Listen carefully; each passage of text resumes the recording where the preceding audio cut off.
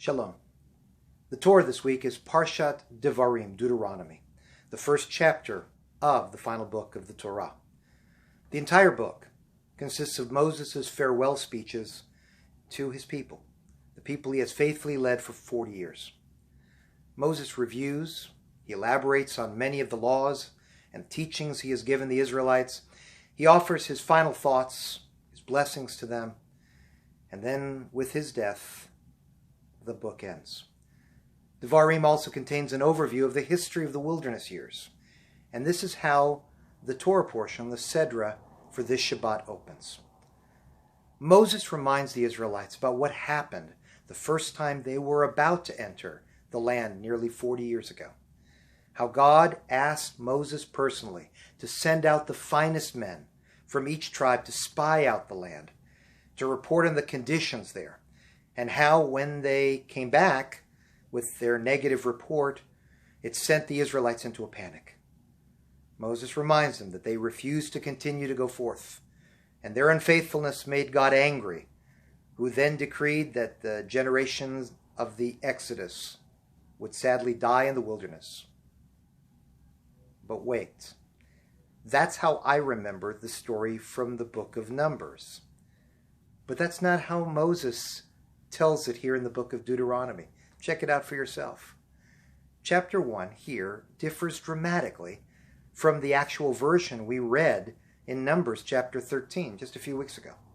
There, just what I said, God commanded Moses to send the top princes from each of the tribes to spy out the land. In this section, Moses says this request came from the people themselves, and Moses agreed to do so, and the type of scout appointed are not even mentioned. Well, that's odd. And I remember the story in Numbers pretty well. The scouts returned with a rather negative view of the land, saying, "We can't enter. We're going to be slaughtered by these giant, well-armed inhabitants." These tribal leaders sent the people into a panic. But this week, Moses says the scouts came back with a positive report of the land.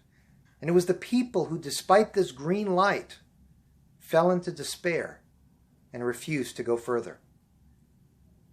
So, is Moses getting too old?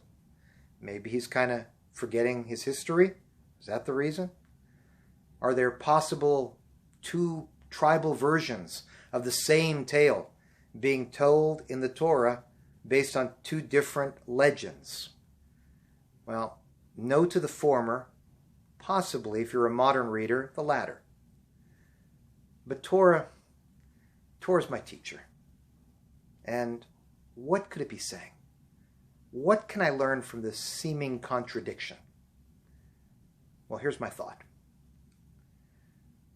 Where does failure in society come from? Does it start with bad leadership or citizens who don't recognize their strength, power, and responsibility? Maybe the story went exactly as it was told in Numbers, that it was the leaders of the Israelites that really ultimately failed them, and as a result caused the people to lose their will. But maybe Moses is leaving them, and while recounting the past, teaching them, reminding them in his final lessons to them, that you can blame your leaders all you want for the mess they got you in, and often justified.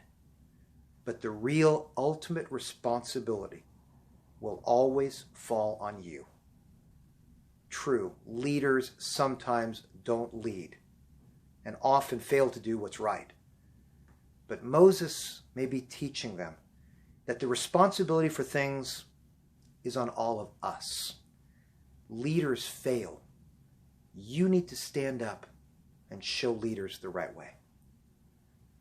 My friends, this week started with the horrible massacres in El Paso and Dayton.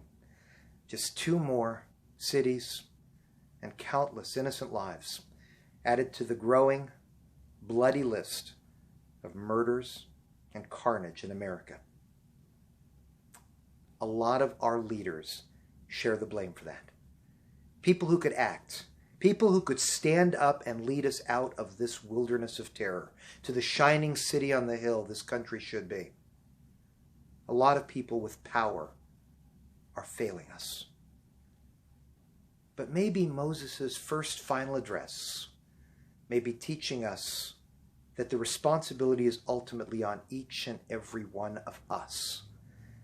When leaders fail, it is our duty to lead.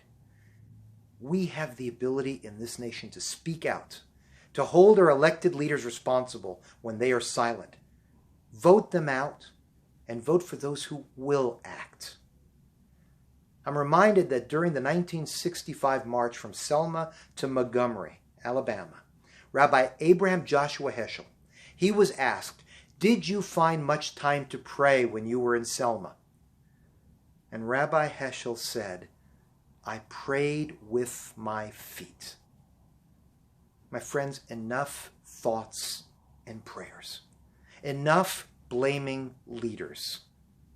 The burden is on us. Rise up and pray with your feet. May the victims of this week's massacres be remembered for a blessing, and may they not have died in vain.